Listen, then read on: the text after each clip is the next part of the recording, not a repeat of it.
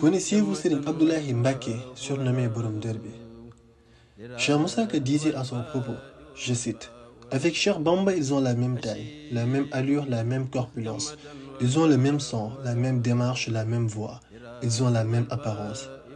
Cinquième fils de Cheikh Ahmadou Bamba, Serigne Abdoulaye a vu le jour entre 1907 et 1908 à Darou Rahman, communément appelé Thiéyène dans le Jolof.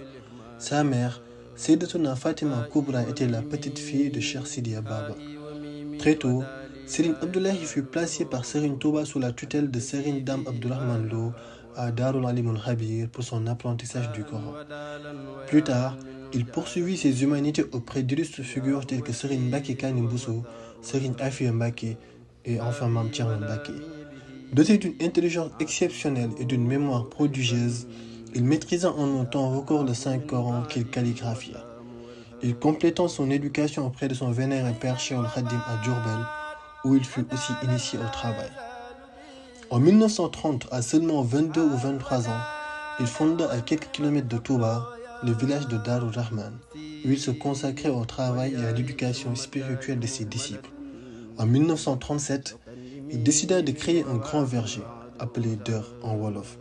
Une idée surprenante, d'autant plus sur une terre où l'on était uniquement habitué à produire du mil, du niébé, du sorgho. Dans cette exploitation de 25 km², différents types de cultures y étaient réalisés. De la riziculture à la pisciculture en passant par la culture des légumes et fruits variés. Et tout ceci grâce à des techniques de rétention d'eau. Il transforma en un laps de temps une savane en un véritable oasis. En 1957, la production quotidienne en fruits et légumes s'estimait en centaines de tonnes et était acheminée par trains et camions vers les régions de Diourbel, Thiès et Cap-Vert.